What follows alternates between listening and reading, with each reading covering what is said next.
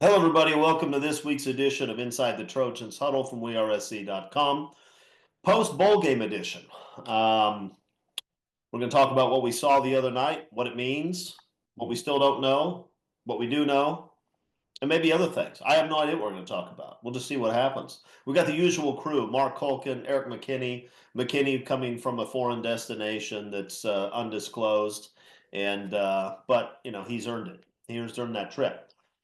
Okay, guys, let's start here. That was a fun game to watch, even though I had to stay up until like 1:30 Central Time to watch it, which is not okay. Still, fun game to watch. But here's the question. Hard-hitting question. It's all hard-hitting questions tonight, guys. Hard-hitting question. Does it even matter? Does it even matter what happened in that second tier or third tier bowl game with a 6-6 USC team and a Texas A&M team that had fallen apart and was missing most of its defensive line? Let's start there. Does anybody even care? Mark Holkin, does it matter? Of course it matters, Chris. I mean, it doesn't matter in the grand scheme of things as far as their record. No. What matters the most is I think everybody should have at least a little bit more confidence with the offensive line room going forward. I mean, when Elijah Page went down, even with A&M missing their better defensive line, you're thinking, all right, this could get interesting. But it didn't. I mean, Justin came in, played like a veteran. You had Tobias Raymond starting for the first time in his career at tackle. Give Killian O'Connor a freaking scholarship right now. I mean, give it to him yesterday. And when you're not calling out individual players' names on the offensive line, like Emmanuel Prion or Lonnie Noah, that means they're doing a really good job. You want them to be unrecognizable. Just do your job, do it well, and no one's going to mention your name. No penalties, no legal procedures, no holding. So if you want to take something away from the game that matters, I think that matters a lot. Um, we can, I kind of agree with you. It was a fun game to watch if you want to count the fourth quarter. As far as I'm concerned, that game called the ugly sweater bowl because it was ugly. I mean, it was 7-7 at halftime. You had both teams combining for 5 interceptions. It was entertaining. Let's put it that way. The other thing you want to say that was good out of this was how Jaden Mayaba responded. I mean, he looked like a mess out there, but in the fourth quarter, he found his groove, whatever. Kyle Ford has that walk-off shining moment that he probably deserves in his career. Yeah, again, there's so many good things we can talk about, but to your original question, USC 7-6 or 6-7, I don't care. I actually do care a little bit about that. I don't like the idea of having a losing record, but I mean, look, 7-6 and Las Vegas Bowl. I don't remember the name of the sponsor. Whatever, whoever the sponsor is of that Vegas Bowl. This is not a game we're going to be talking about in 15 years. But 6-7 is really ugly. 7-6 is ugly. 6-7 is super ugly. So But 7-6 is a pig with lipstick. Let's just put it that way. yeah, not a lot of lipstick. Not good lipstick. Okay, Eric. Mark says, of course it matters, and then gave us a couple of reasons. We'll explore this a little bit later. Mayava and the O line. We'll talk about both those things. But what do you think? Does it even matter? I mean, nobody even wants to play in these things. Jonah Monheim didn't even want to play. He just sat out. Said, I don't care about that game. If it was a national title game, he would have played. I don't even want to play. Yeah, I mean a few of those guys were hurt. A few of those guys were really trying to pull themselves through Notre Dame and how quickly can you kind of get back going. But so this the 6-7, 7-6, yeah, I think you want to finish on this side. You want to beat, right? You don't want an offseason where you lost to Texas A&M. Like you want 2-0 against the SEC. There's some talking points there that I think help you moving forward. The positive momentum going forward. Now, the where it may hurt you part of this is, do you feel too good about a win against Texas A, right? Okay, Jade Mayaba played well in that fourth quarter. We saw this, from the receiver room. The offensive line played well. Texas A&M had nobody on the defensive line. Jade Mayaba played terribly from parts, made some incredibly poor decisions on some of those throws. So does the win, do you say, yeah, I think we have something here. I think we can do that and maybe paper over some of how significant the issues are this offseason with that? That, again, the devil's advocate of, is it good, is it bad? That's kind of the thing that you have to counterpoint that to, I think. And so when Miller Moss threw the 6 touchdown passes against Louisville, everything's good. And then when you go back and sort of look at it, hey, there was that killer interception that we saw a bunch this year. There were some throws that were missed at times in that game that we saw again this year. So again, does the win, not the season, you're not going to feel great about the season, but on that sort of upbeat up note, does it again paper over how serious that quarterback question really is this offseason? Because you can't get 4 games in next year and go, uh-oh, we're still seeing some of that same stuff. Yeah, I mean, usually one of the nice things about one of these games is you get to see a lot of the younger guys play. And we saw a little bit of that. I mean, the offensive line was very young and acquitted themselves pretty well. We'll talk about what that means. Running backs.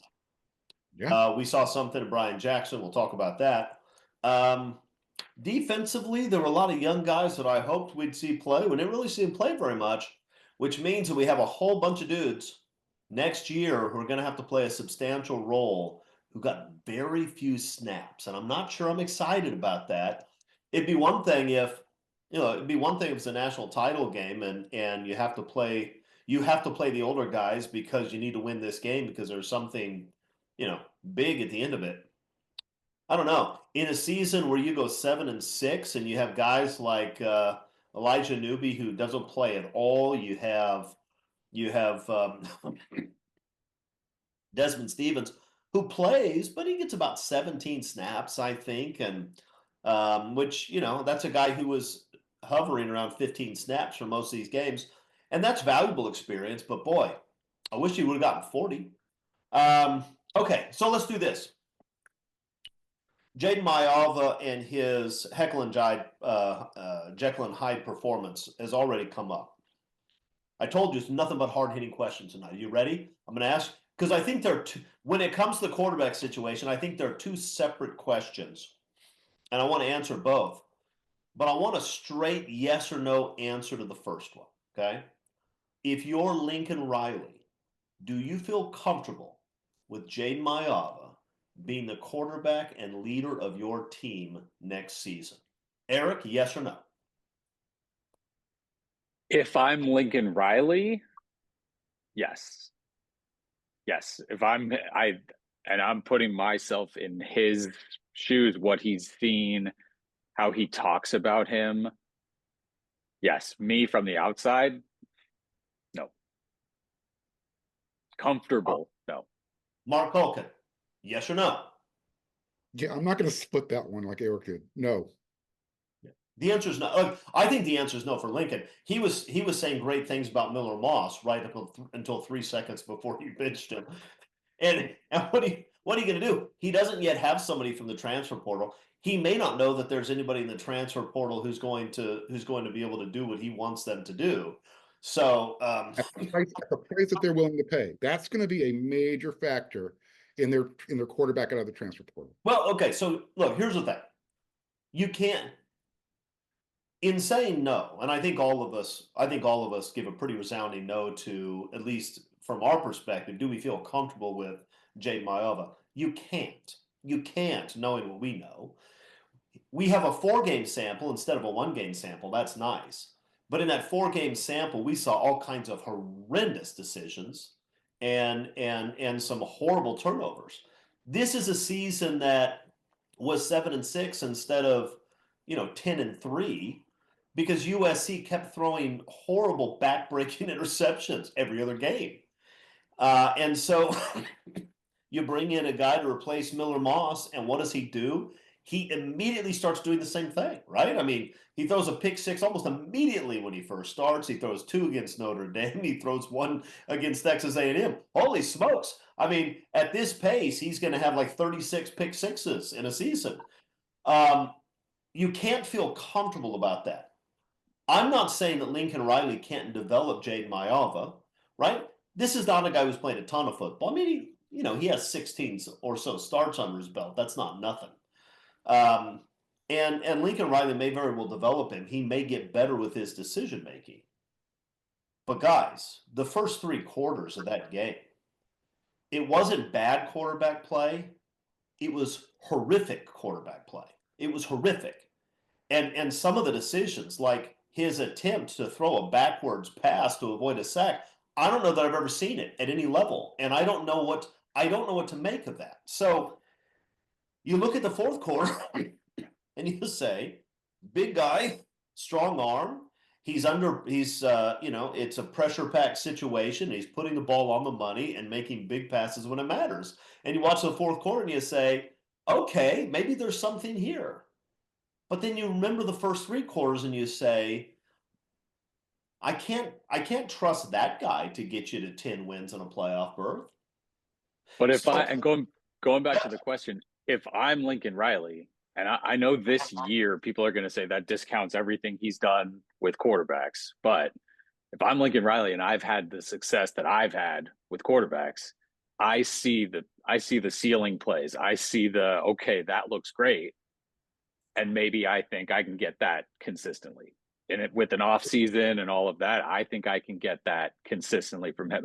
Again, we're talking about how you can approach this thing. So maybe that's a thought for him. And go ahead. This is no. I'm going to take. There's what 3, 4 prongs and a fork. Here's a different one. It's not. Look, he's had how many starts at UNLV? He has an entire year in the system at USC. If we want to count the season. That's tough, though. Being a starter against being the backup. It's not like Lincoln Riley didn't notice his fundamental deficiencies. So in the time he's been here, hey, Jaden, plant your feet. Hey, Jaden, look where you're throwing the ball. Those types of things. I don't mind giving a little bit of leash and latitude and saying, yeah, he's going to help and develop him. But he looks, to Chris's point, he said horrific. He panics. I don't know if I think he panics a lot. He senses what's not there. And because some of those interceptions, really hard to figure out. I mean, he's literally throwing past Lake McCree, who's standing there like, hey, I'm right here wide open. Are you going to throw it over his head and over the defender's head into somebody else's hands? No. Yeah, look, none of us know really what Lincoln Riley's really thinking because Lincoln Riley isn't exactly transparent with us, right? And so I don't know when Lincoln Riley looks at him, does he say this is a guy that we can iron out some of these fundamental issues, we can work on the decision making, I can win a lot of games with this guy. Is that what he's thinking? Or is he thinking this guy's going to throw a bunch of bad picks and we're going to struggle. I have to find somebody in the portal. I don't know that we know the answer to that yet. But that brings you to the second question, which is because it's one thing to say, I don't trust Jade Mayava to be the starting quarterback at USC. But the next question, okay, but is there a guy in the transfer portal that could be that guy, and can USC afford to go and get him? I don't know the answer to that. There's no obvious, and maybe this will change, right? There's still guys who could jump in. But there's nobody obvious to me in the portal as that's your guy. You go and throw a couple million at that guy and land him. I don't know that I see that guy either. Am I missing something? Is there somebody out there and I just don't know about him? The South Dakota State kid that just jumped in. What do we miss? Wasn't the whole point of moving Miller to the backup and putting Jaden in at starter was Mayava's ability to use his legs, if a play breaks down, to extend the play? That it doesn't even look like that was part of the package. And I'm talking about the bowl game package. Forget, the first 3 games that he's played. So we're not seeing that aspect of that game. Yeah, that's what I thought the purpose was. I don't think that's what Lincoln Riley thought the purpose was because 4 games in, we still haven't seen it. And I think Mayava's a big kid, and I think when he gets running, he has some foot speed. Sure. He's not a particularly elusive athlete, I don't think. I mean, he's And so I don't, look, that Texas A&M kid, that's a kid that can run, right? I don't know how well he throws. That kid can run. And I made the comment on the message board that I don't know if I'd want him as my quarterback. I'd certainly want him as my punt returner. I mean, that guy can really run. Jaden Mayova's not that guy, right? He's not. He's not a Caleb Williams level athlete. He's just not. And while I think they could use him more in the running game, he hasn't wowed me when he has run the ball. So I don't know. Well, so what I was going to get at is Mark Ganowski, or how is that? Did I pronounce his name correctly? Is he going to?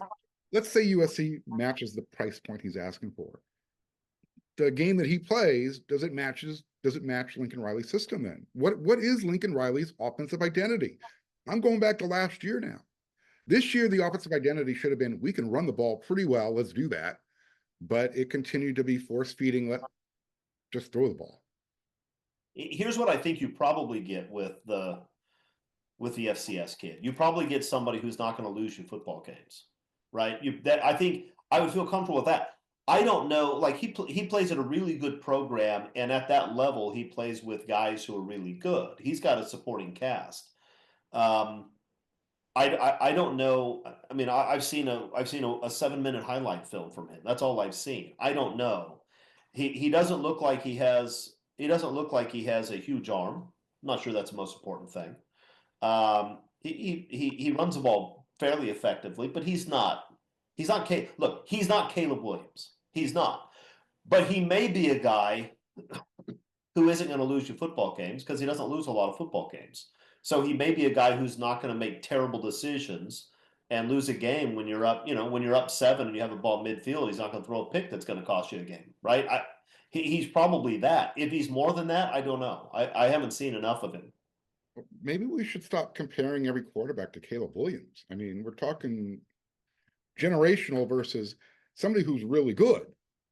No question. But here's the thing. Lincoln Riley has won a lot of games when he had future number 1 draft choices at quarterback.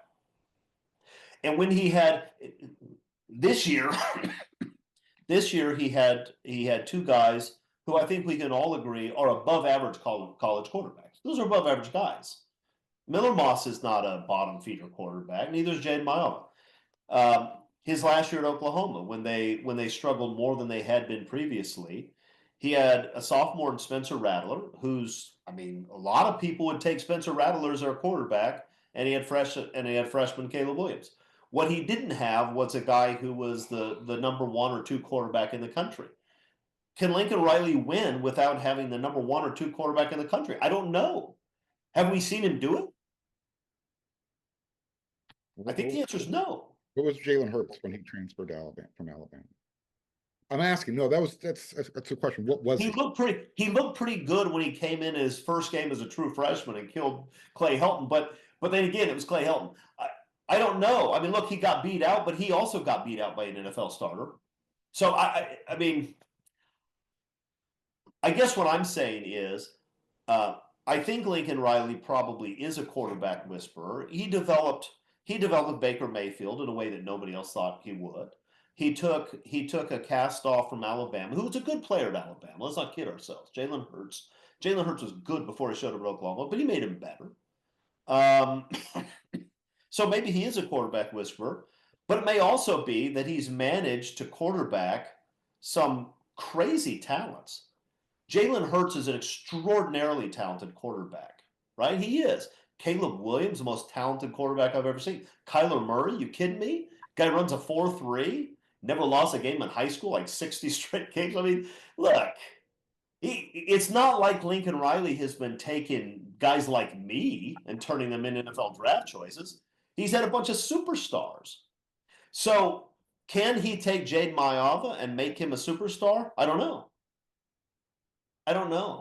But if he doesn't make him a superstar, can he win? Because he insists on putting the entire game on his quarterback's shoulders, even if he can run the ball for 6 yards a pop. So, other than complain, what conclusions have we reached here? I think we've all concluded that while we're not really sure we're comfortable with Jaden Mayowa, I don't know, other than the kid from, which Dakota is it? South Dakota State? Other than him, is there anybody in the portal you look at and say, I'd trust that guy with the team right now? I don't know. Yeah, not really. In the portal right now. That's the problem. And there's some guys that are considering it. Well, people are speculating they'll consider it. I mean, you've got a guy at Texas, a current starter, who probably won't be the starter next year and will probably command a lot of money. And frankly, I don't think he's that great. I'm not sure he's better than Jaden Maiava, to be honest. He's got a much better supporting cast around him, but I'm not convinced he's better. So I don't know. I mean, I think there's a chance that Lincoln Riley is looking at the situation saying, I don't love where I am, but what am I going to do? I'm going to take some of the NIL money that I absolutely have to have in order to get a linebacker and a tackle and use it on a quarterback who may be a slight step up. That doesn't make any sense. I think that's the thing. I mean, again, this year you win a ton of games with a better offensive line, a better defensive line. I think, I mean, as those things play out, we look at the key plays in almost every one of those games is a second half interception. That's on the quarterback. But over the course of those games, if you're better on the offensive line and you're better on the defensive line, I don't just mean a little bit better. I mean better than the other team better. You win a ton of those. You win a ton of those over the course of the season. Most teams that have been competing in the playoffs, the 14 playoffs, the last 5-6 years, most of those, I mean, some of those teams have really good quarterbacks. A lot of them didn't. A lot of them had above average college quarterbacks, and they were really good everywhere else. You can certainly win that way. I wonder if Lincoln Riley can win that way. I don't know. I hope we find out. I hope we find out because we have an offensive line and a defensive line that are unbelievable and a mediocre quarterback, and see what he can do with that. But I just don't know that it doesn't make any sense to me to spend a lot of money on a guy in the portal unless he's a guy who is a significant step up from Jaden Maiava. And I don't know who that is right now. And maybe somebody will jump in the portal and Riley will jump on him. But right now I look at it and say, I don't trust Maiava, but it's probably better than giving Quinn Ewers $3 million to come in next year and also make bad decisions. So let's talk then.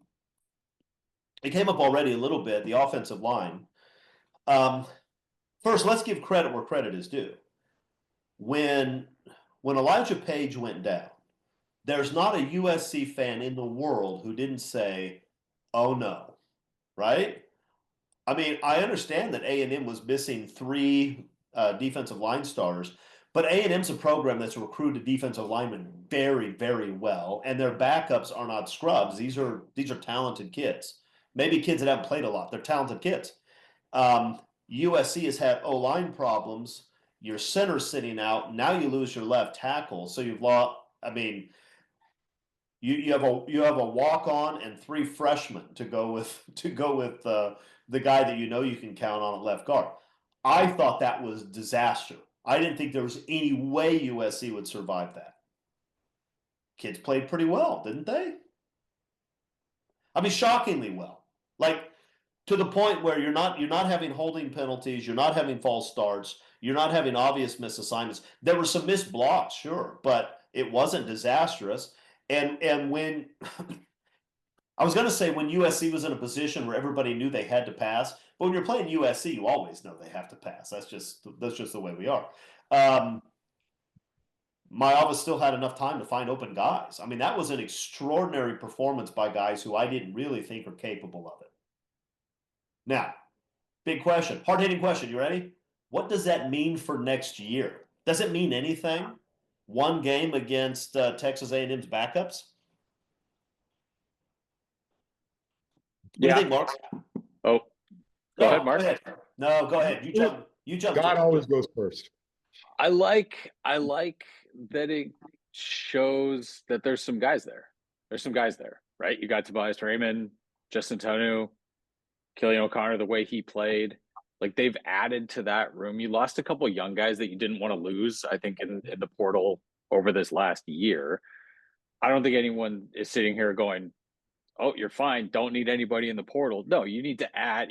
You need guys that look like sure thing starters, and then you need those young guys to say, I'm going to stay and I'm going to beat those guys out. Like that. That's how you need to build the offensive line. But it's also part of that frustration of all year, where all we've said all year is just get a draw on the offensive line. Just make it so it's not first half Michigan every single game, and you're gonna be fine. And then you kind of started getting that more and more and more, and then quarterback would sort of fall apart and make some mistakes, and then the game would get away. But you're also at a point now where it's like, all right, take that step forward. You can't hope every game we just get a draw on the offensive line. Like, you need to be able to say, we're gonna run it, we're gonna handle the other team's defensive line. And I think this is a big offseason for that, for building that sort of type of offensive line.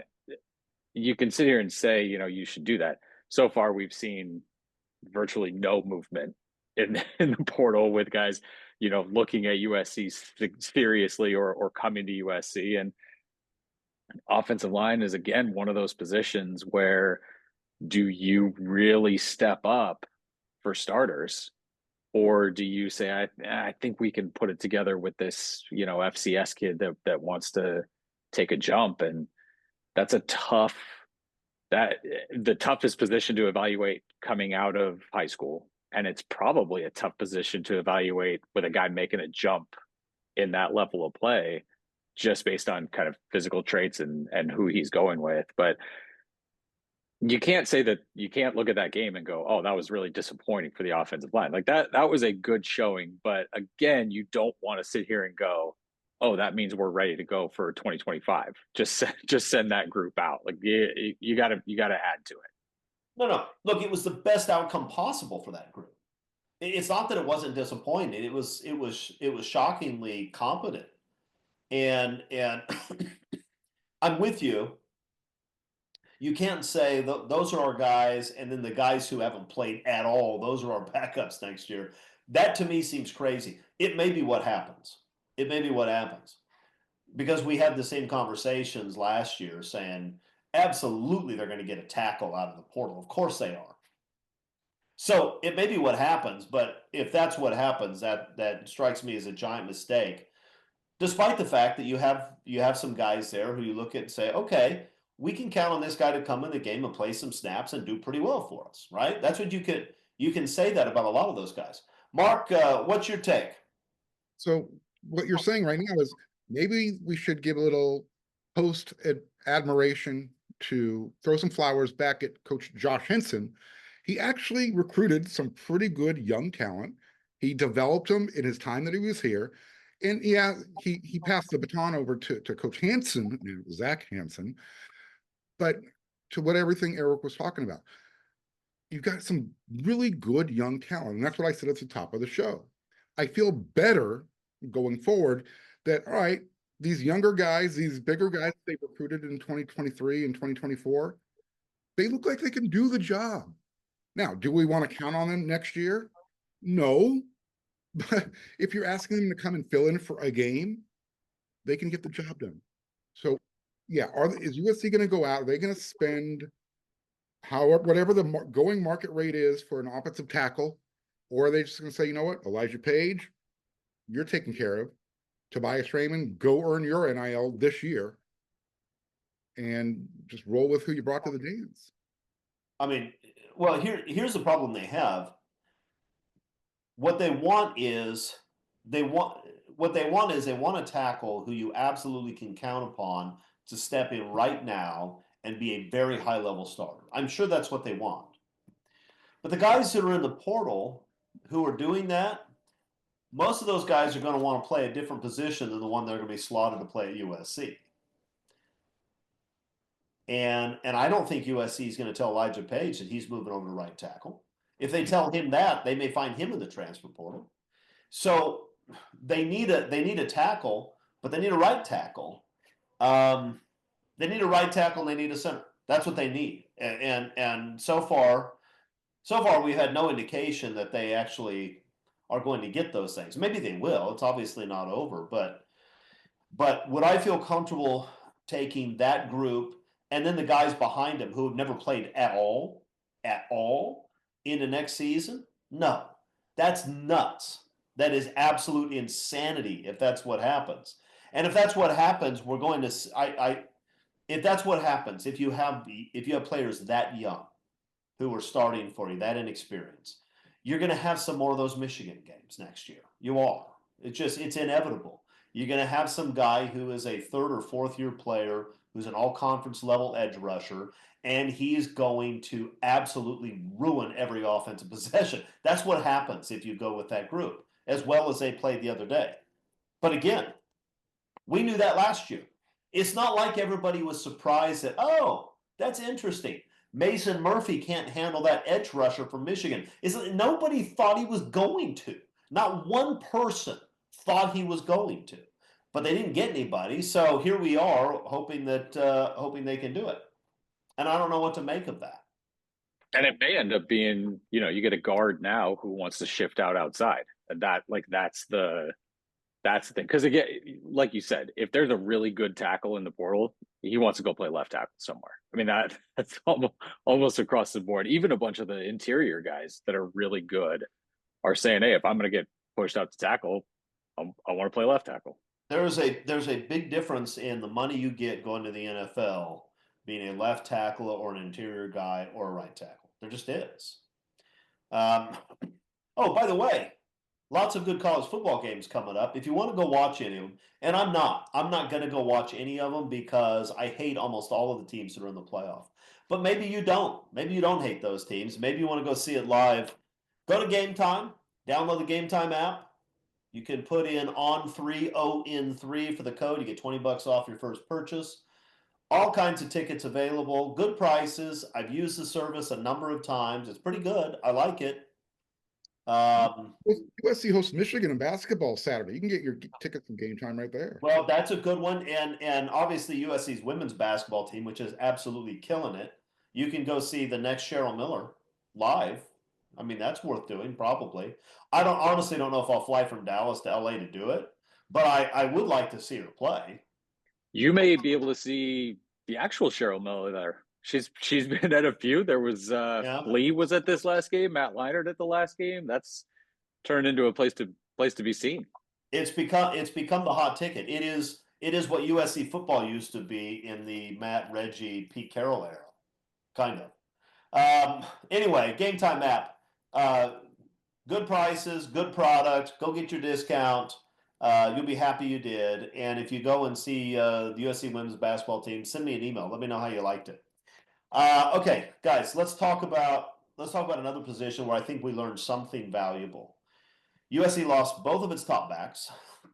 I was not excited about going into a game with Marion Peterson and Brian Jackson as the two backs because I really like Woody Marks, and I thought Quentin Joyner had some pop that maybe none of the other backs had. Maybe I was wrong about that.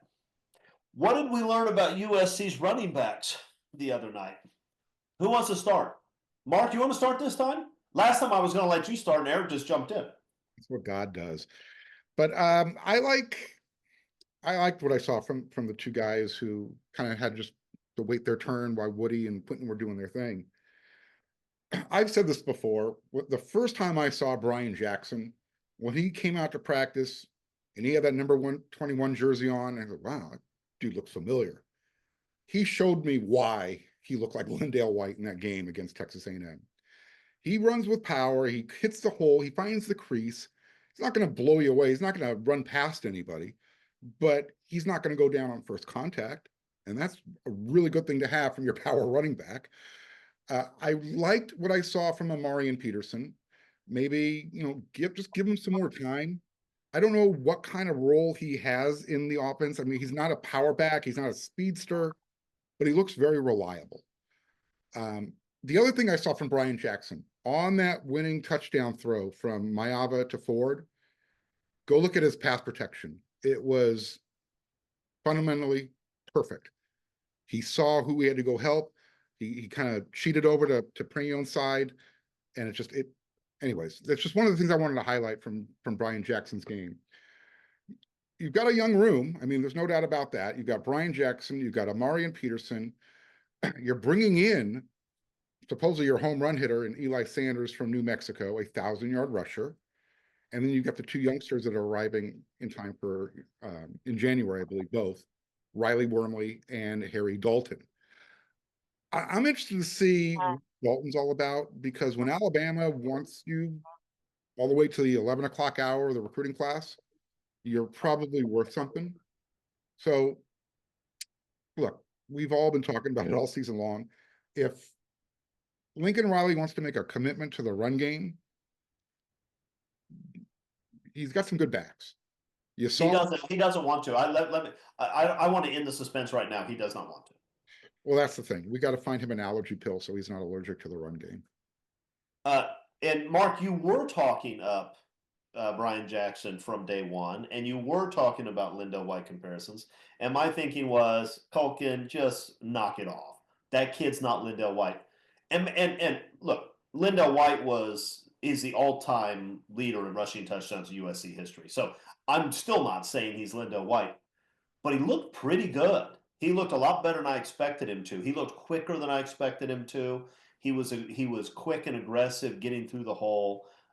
He's a big kid. I thought Peterson played fine, but I think it was clear watching the game that there's the pecking order is Jackson then Peterson next year. I think that's correct. And I think it's also true that they have to have a lightning, and maybe the kid from New Mexico is that.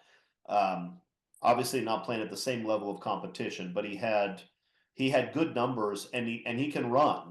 That was a kid who was in the state finals in the 100-meter in high school. He can go. Eric, your thoughts on USC's running back situation? Did we learn what we needed to learn the other day? I think so about Brian Jackson. I mean, you mentioned it. I was going to say it also. Those two, Jackson and Peterson, they just look so similar, and you think like, where's the difference? Why are they split? And there was a lot of question, right? Why did Jackson jump Peterson? And getting the same number of snaps basically, and being able to see them sort of side by side through that game, it jumps out. It jumps out that they're similar, but Brian Jackson has that it a little bit more. I was impressed with the vision, the quick, kind of the suddenness from him. I think both of them, like, they actually weren't as great in terms of generating like yards after contact and that sort of stuff. I think for Brian Jackson, that's just a young thing, and he gets better at that as he goes along. But for a guy, and those weren't his first snaps at all, but that's his first, significant playing time. That's good. It's good. There's a talent there at running back, and being able to just kind of find stuff and get going and all of that is just one of those kind of unteachable things, I think, at some level. Like, obviously you can be taught to be a better back, but it felt like he kind of had that a little bit. And it's one of those things where now with the transfer portal and all of that stuff, and you want a veteran guy who's done it and all that, he's one of those guys that's like, let's go. Let's let him go. Like, you recruited him. He's got a year now. Let's let him take a bigger step next season, because I think he's ready. I think he's going to be good. I think the next step in his maturation process is, can he catch the ball in the backfield? We know he can run the ball. He showed me he can pass protect. Now show me the third level of being a running back, and he'll be a day one. Yeah, no, I think that's right. He's going to get a lot of touches next year, and I'm excited about him. I'm excited about Harry Dalton. I agree. I mean, all I've seen are highlight tapes. I haven't seen him live. He looks good to me. He looks like a kid who can come in, and he's not going to be your 1 or 2 back next year, but he looks like a kid who's going to steal a few carries a game and has a future. I don't know what to make of Wormley from South Carroll. He's not very big. He's quick. I don't know that he has elite speed, but USC jumped on him. Well, I mean, they wanted him, and this is not a guy. I think he was Anthony Jones' first running back offer when he got to USC. Yeah, this isn't a guy they took at the end when they struck out on the guys they really wanted. I mean, they really wanted him. And I'll be honest, I don't really know why. I don't know if he's a running back or if he's a slot guy. I don't know what he is with that with that size combination. He seems quicker to me than fast. Maybe I'm wrong about that, but I don't think he's a 10-300 guy. But so we'll see what they have there, and we'll see if they pick up somebody else in the portal. I suspect they won't, because they probably have their quick change of pace guy from New Mexico. But I guess you never know. The thing is, you can have all kinds of plans, but if you find that you have a shot at a guy who's really a difference maker, a guy who can win you some games just because he's better than everybody else on the field, you'd be a fool not to take a shot at him. I mean, Reggie Bush won games for USC that they would not have won if he had been replaced by another good player. If there's two positions on the football team that you can play immediately coming out of high school, it's running back and wide receiver. Agreed. You don't need to add more pieces. We saw what happened with the wide receiver room, and maybe we'll talk about that. I thought they were better with less pieces. Again, put some money into offensive linemen in front of these guys, and all of a sudden those running backs look a lot better than maybe what they would have looked like otherwise. Yeah, I don't think there's any question about that. I agree. I agree that Josh Henson did a nice job of identifying guys. I mean, he had some 4-star guys who were highly recruited, but he also did a nice job of finding big-bodied 3-star guys that look like they're going to develop into really good players, and so he did that very well. They're still far too young up front, far too young. So we'll see if they can. The reality is, if they could find a center and a right tackle that could step in and play at a high level, now that changes everything on that offensive line, because now you're looking at a group where you say, I think we're good at all 5 spots, and I feel really good about some of these backups. And it's been a very long time since you could say that about a USC offensive line. But that means they have to go out and find 2 guys. And I don't know. And I don't want to. Killian O'Connor has been the backup for a while now. They seem to feel comfortable with him. He went in, he played well, seemed to do a good job with the line call. So, it may be that he could come in and be a very good starter. I'm not saying he can't. Center is a position where you don't necessarily have to be the biggest guy in the world anyway. But he was all conference in the Trinity League. I mean, it's not like he's chopped liver. Yeah.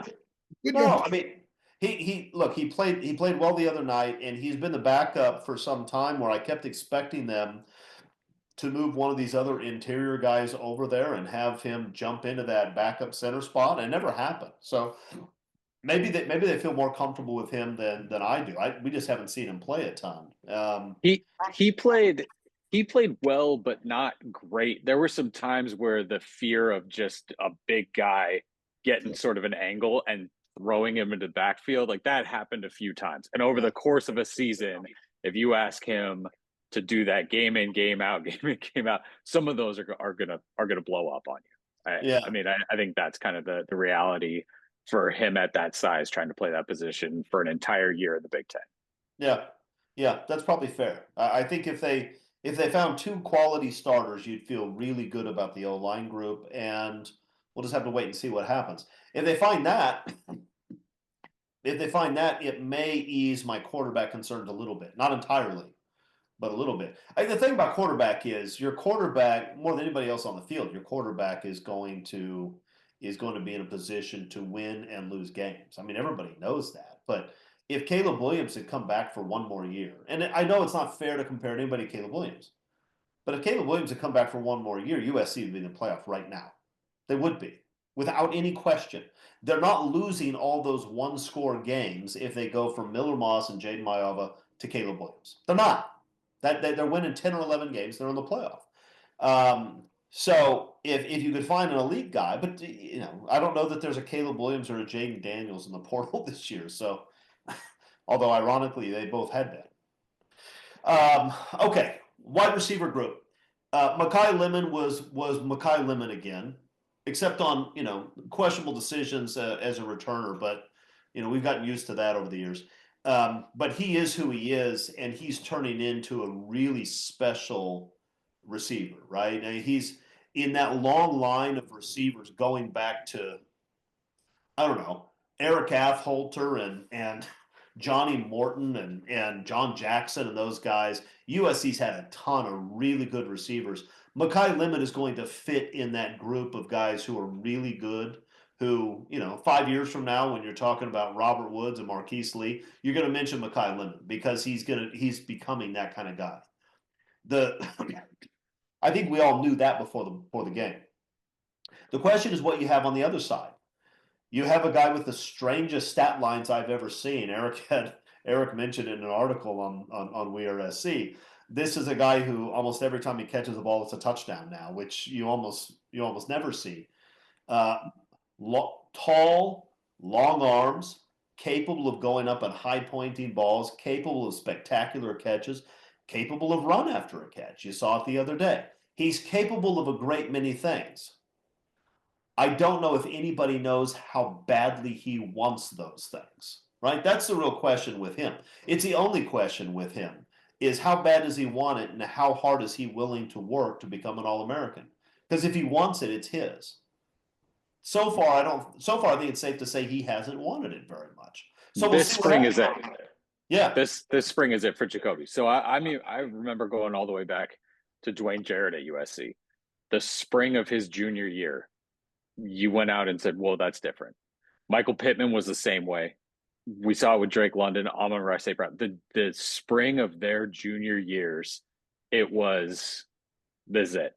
This guy's it this fall, and you have to see that with Jacoby Lane. I think in the spring, that wide receiver room had too much of a shakeup to where clearly it's shown.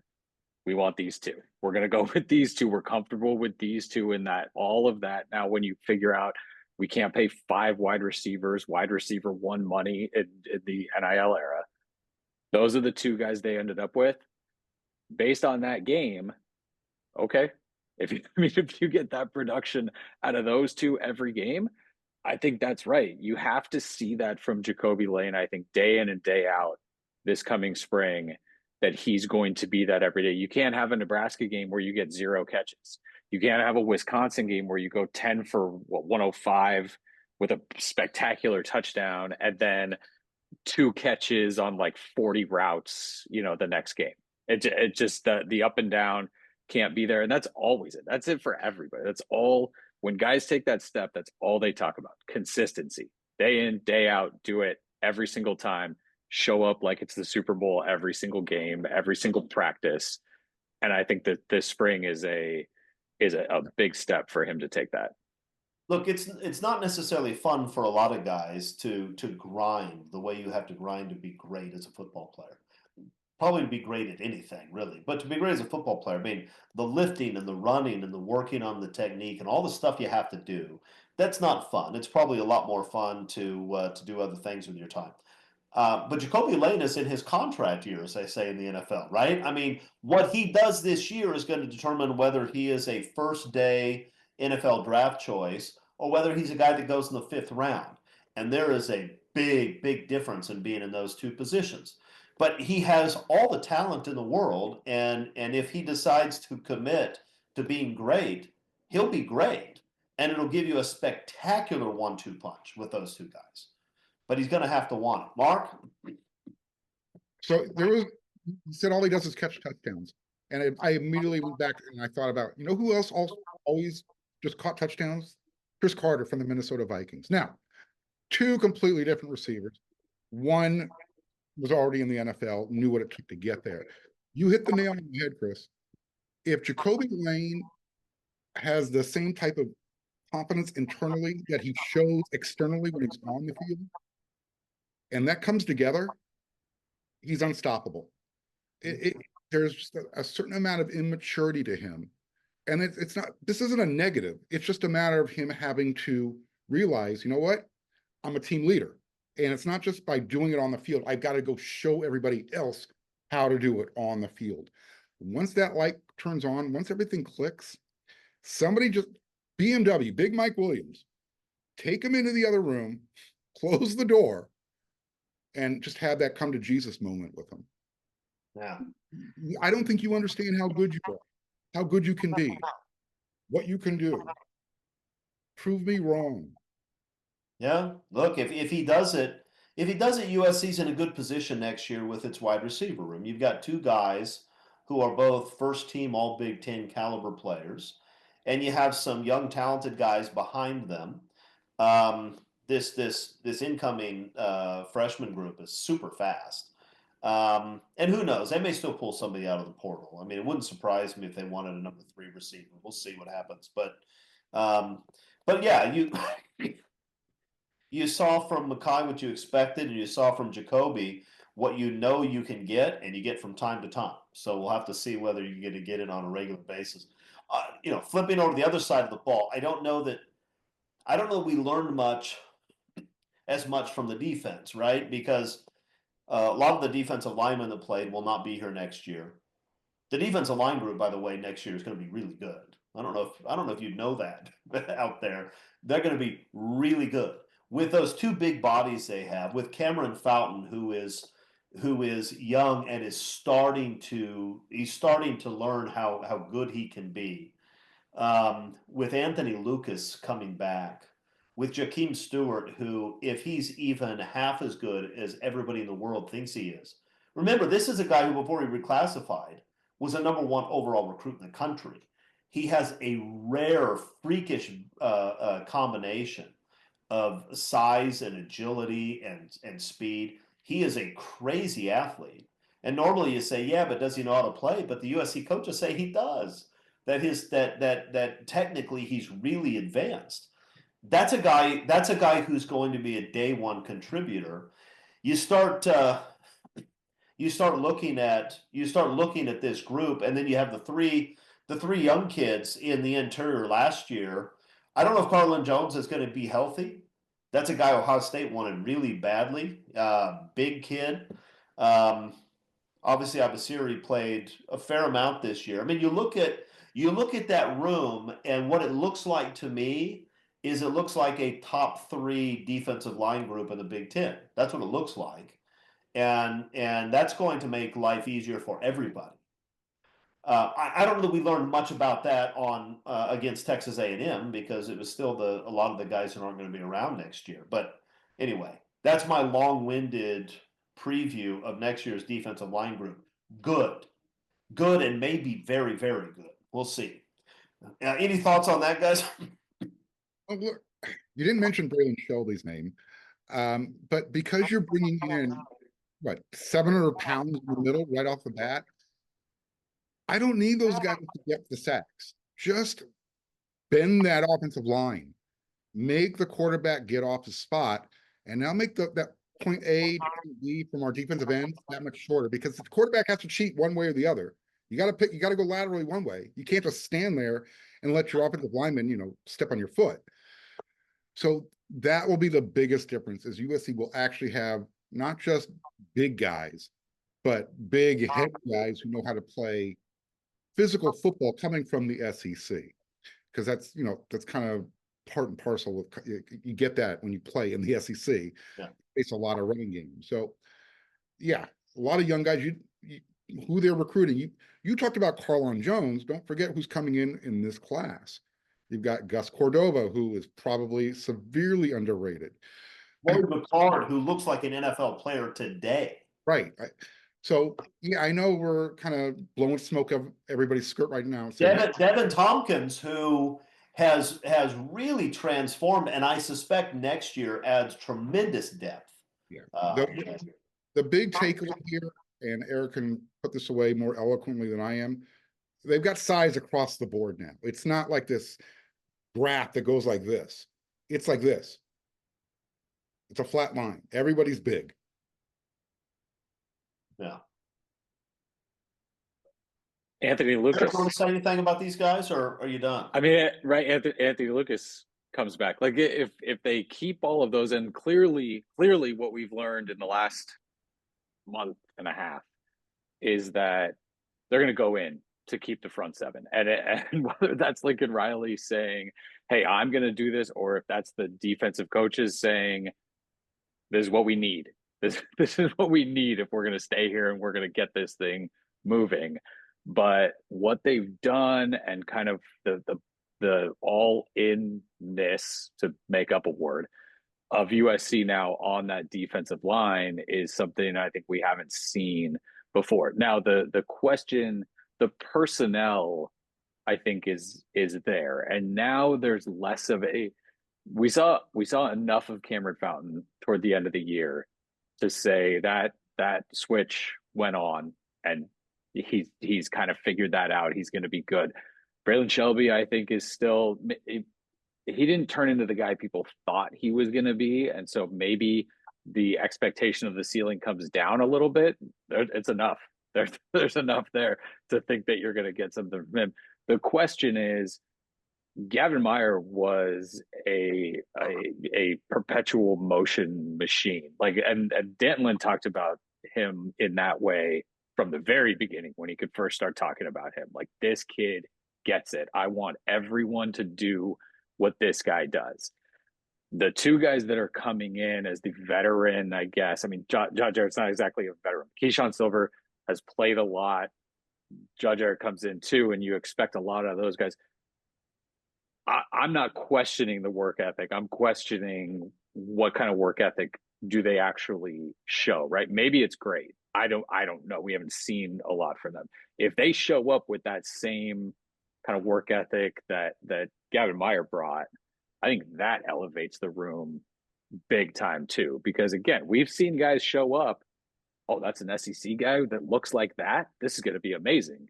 And then, hey, why is he not practicing? Hey, why is he still not practicing? Hey, why is he playing 1 out of every 5 plays? I mean, so that's, those two guys can be literally and figuratively giant additions to that room if they show up and go. And then I think it's the defensive line that we're talking about. You're going to have a certain number of guys that don't pan out. But if you have a defensive line group that has 10 talented 300-pounders in it, you should be able to find 6 who do, right? That's the thing. And I don't know, I think some people may question Josh Jarrett's commitment. He seems to have weight issues. Unbelievably talented guy who seemed like he could break through at Georgia, never did break through at Georgia. I don't know. I do think that it goes one of two ways. It either goes the Bear Alexander way or it goes the way we want, because I don't think Coach Henderson is going to put up with half-assing it. He's not. And I also think that when you have all those guys, a really talented big group of guys, Eric Henderson's going to find some guys who can play out of that group. I'm convinced of it. He's going to find some guys who can play. And it's been a very long time since you looked at USC's defensive line and said, they're going to cause problems for people, right? That's been a long time. I can't remember how long. Maybe back to Cedric Ellis days. I mean, you've had some good players since then, but Leonard Williams wasn't surrounded by future NFL guys. So I'm excited about this group. I think it's a talented group. It's a big group. They're coached by a guy who I think is going to get a lot out of them. So I think that's immensely helpful because you still have some holes in the back 7, and it's easier to paper over holes in the back 7 if your front 4 guys are wreaking havoc. And so I'm hopeful that's what we'll see. We'll know what kind of commitment Josh Jarrett has to the program before Eric Henderson gets his hands on him. He's got to go through Camp Wiley first. Look, he has to get in shape. So from now until spring camp opening, he's under Benny Wiley's charge. Go drop some of that baby fat, whatever you want to call it. Get into good football shape. If he comes into spring camp looking like, all right, that dude put his time in the weight room, I'll feel a lot better going forward. Yeah, I think that's right. Moving back one level, I don't know that we learned much against Texas A&M about the linebacking core. It was nice to see number 18 back on the field. I don't know if he can stay healthy all year. I don't know. I know that when he's on the field, he is a difference maker. He is. He doesn't look like a linebacker. He looks like a small forward. but Eric Gentry can play football. He's fantastic against the pass. He's fantastic against the run. He's a difference maker, and having him back next year for as many games as they have him is huge. And hopefully there will be enough depth at linebacker that in those first 4 weeks of the season, you don't have to play Eric Gentry 80 plays. You can play him 40 plays and keep him healthy for that at Illinois, home against Michigan, at Notre Dame run in the middle of the season, which really decides your season. But thoughts on the linebackers, guys? Do we have a coach? Chris, have you put in your resume yet? And I mean, I didn't think I'd have a chance, but if you think I have a chance, I'll throw it in there. There was a notable difference when Gentry and Stevens were on the field together compared to Mason and Easton Mascarenas-Arnold. I'm not saying the latter two played poorly, but you can see the difference when Gentry and Desmond were on the field. There just seems to be more athleticism. I hate to use the word more productive. They just looked more comfortable playing linebacker in the scheme than the other two. And again, maybe that's just me talking. I don't know. I'm not sure we have the depth there right now. I'll be honest. And I don't think you're going to have the depth there. You need a thumper in the middle. You don't have one of those right now. You need a big Mike. Well, Desmond Stevens has the size, right? I mean, he has the frame to put on the size. I don't think he's there yet. So if they're looking at somebody in the portal, it's got to be somebody who say, all right, you might not be number 55, but you look like a guy who could wear number 55, that type of middle linebacker, or, somebody who looks like a Brian Cushing, that type of guy. But until you name a linebacker coach, you're kind of just in no man's land trying to figure it out. Meanwhile, just to rub a little salt in the wound, you got Viliamo Asa earning freshman All-American at Notre Dame, a guy who you probably had at one point. Yeah, that's disappointing. Look, Eric, USC still needs a linebacker on the portal, right? You can't go into next season without that, can you?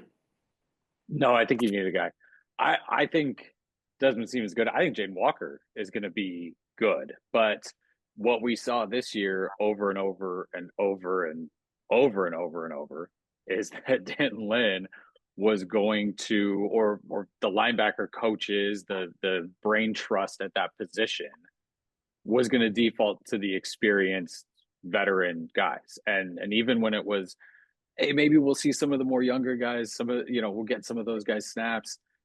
It never really happened because in the heat of the moment, when it comes down to it, I want the guy that I know is going to be in the right spot and do the right thing. Now, if you're in the right spot and you're not overly athletic, there's times where you get pushed around or you end up in the wrong gap. And we saw that a little bit this year, but no, I think the top two, Gentry and Stevens, I think you like them, but I mean, you're going in expecting a whole lot from some young guys and guys that just have not played. If you do that, I think you need a guy that has played a lot and been productive there. And again, is that something where it just pops up in the portal every day and a guy's just willing to, I'll walk on and do that after doing this here. So it's going to be a challenge to find that guy. Yeah, I think that's right. And maybe what you get, USC landed all conference guys from the portal, and Mason Cobb's first year, he had some good games, but he also had a lot of games. Well, I mean, that defense was appalling. So I don't know that I want to beat up on him too much. I don't know that you got all conference play out of either one of those guys consistently. They both had some really good games. They both had some games where they disappeared for long stretches. So even if you get a guy out of the portal who was all conference somewhere, doesn't necessarily mean that you're going to get somebody who can step in and dominate. But I'm with you. A linebacker is also a position where guys get beat up, and you can't. I love Elijah Newby. I love his potential. Right, he's an unbelievably athletic kid who will probably come in next year with a lot more weight than he had this year. But Yeah, you're asking a lot. You're asking a lot from a guy who never played. A lot. And there are positions where you can get away with that. I mean, you can be a pass rusher and not have played a lot, and you can get better over time, but you can play that spot. But I don't know the linebacker's a position like that. There's a lot. There's way too much to read, and in this days with the RPO game, it's just too complex. So I think they need somebody. We'll see if they get them. We've seen some stuff. There was some stuff they did where they drop ends back, you know, in that middle linebacker look and have them blitz A gap and do that. So I think Newbie can do a bunch of that stuff for you. I mean, Dantlin is not. There's not a single, you know, piece that everything's got to look like. He's got a lot of different things that he could use, and I think that's where some of those body types actually really help out. Where USC can go get a guy like that in the portal, where everyone else says, he's not an exact fit here or here. I mean, Lynn's clearly unbending on size up front. Like he's talked about that a lot. Defensive line, you got to be this big. But I think at linebacker and the match they found with Eric Gentry, I think explains it as well as anything. Like he can use guys like that in different ways. The bigger you are up front, the less important it is that your linebackers are huge. Sure. I mean, if you have a couple of 340 pounders in the interior that are keeping those offensive linemen from getting to the second level right away, that helps a lot. But so we'll see. Certainly still big question marks there. And in the secondary, you have some question marks. Obviously, they pulled in a corner from San Jose State that was a very good player there. He's probably a guy who steps in right away and can be a productive starter for you. Getting Kamari Ramsey back is probably the second most important thing, other than Emmanuel Prignon. It may be the most important thing that happened in the offseason. He's fantastic and will only get better. So that's two really solid pieces there. I think Christian Pierce is ready to do it. I mean, he didn't play a ton, but he played some. I think he's ready to step in and play well. The loss of Zion Branch is, strangely, that's a bigger loss than Zach, I think, because Zion's a guy who probably is going to compete for a starting job next year and a chance to be very good. And then you're looking at some of these younger guys. Zion that. What's that? What position would you play Zion at if he came back, if he was still a Trojan? I like him strong safety. I like him as a guy you put in the box. He's he's athletic, but he's a big dude. He can give you some size to come in and help on the stronger running games. That's probably where I'd put him, but it's probably Marcellus Williams' time, don't we think? I mean, it's hard to know. I thought maybe he'd get a chance to do some stuff in the bowl game and we get to see it. What we have from him is a whole lot of talk about what he did in practice. Like a lot of talk. I mean, he was the talk of camp for a while. That's probably a guy who needs to be ready to step in and be a starter next year.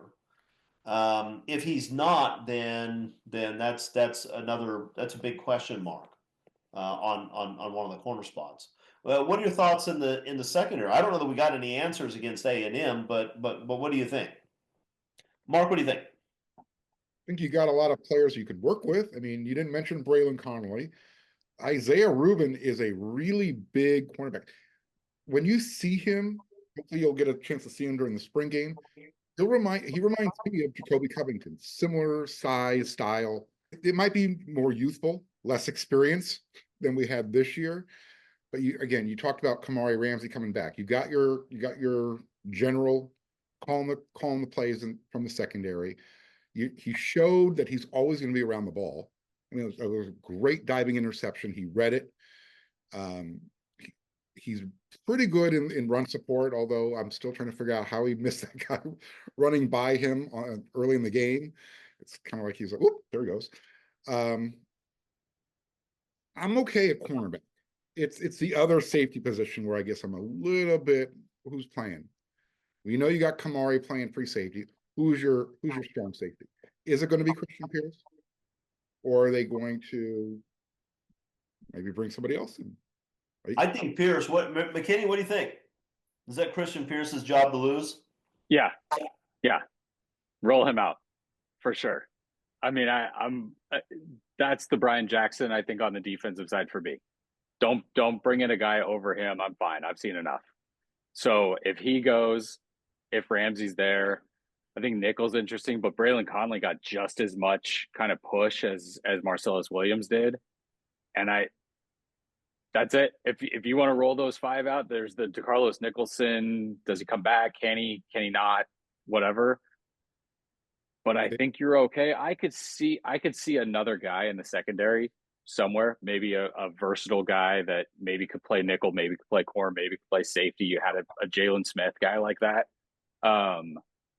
So I could see another addition, but there's some really good freshmen. Marquise Gallegos is there. Jarvis, like that's a spot where you've added so many guys in these last couple classes that bringing in a ton more over the top of them could, that could be some chaos. If you're okay, if you're okay with that, if you've seen enough of them and you go, I don't think that's going to be the guy, then I think at this point in college football, like, you make that decision early and you live with it to get the best roster for that year. But no, there's some young guys where let's go. Let's see them. Strong safety is the easiest position to play in the defensive backfield anyway. I mean, it's far less challenging than corner. And these days, when you spread it out, those guys have to be able to cover in man also. But it's an easier spot. And I think Doug Belk is a difference maker back there. What he did with Jalen Smith in that one season was pretty remarkable. Smith had some decent games in 2023, and he had some horrific games, like awful. There were times when I thought Jalen Smith was the worst player on a really bad defense. Jalen Smith was not the worst player on the defense this past year. He was a stud just about every week. And he obviously gets a lot of credit for his hard work and improving his game. But I think Doug Belk gets some credit for that too. That was a fantastic development job. So it wouldn't surprise me if we see some of these young guys develop very, very quickly under his tutelage. That's my guess. And of course, I'm assuming with this Doug Belk talk and this Eric Henderson talk that USC actually holds on to these guys, which maybe even more so than the transfer portal is the biggest and most important question facing USC football. If you have Lynn, Henderson, and Belk back next year on that defensive staff, I feel really good about that defense. If you don't have those guys, I don't know anymore. Right? I mean, absolutely. I mean, you want the players, but I'd pull 11 names out of a hat and have Dan Lynn coach them during the week. That's fine. That sounds fine. So yeah, the college coach carousel kind of slows a little bit, but that NFL one kicks up and that dips into college quite a bit. So that's going to be another kind of hold on to your hat thing, because it's like the portal. Is this guy going to go in the portal? He has no reason to, but sure, why not? I mean, there's always a number, there's always a position, there's always something that exists out there that could be the thing that pulls somebody. Dan Lynn could be a defensive coordinator, NFL defense coordinator pick. I'm sure a lot of teams would be interested in him. He may jump for that. He's only been a coordinator for 2 years. It may be a little too early for a head coaching position, but maybe not. I could see him. Eric Henderson. Just about every head coach in America wants Eric Henderson. Doug Belk is an extraordinary coach who's overqualified to be a secondary coach, frankly.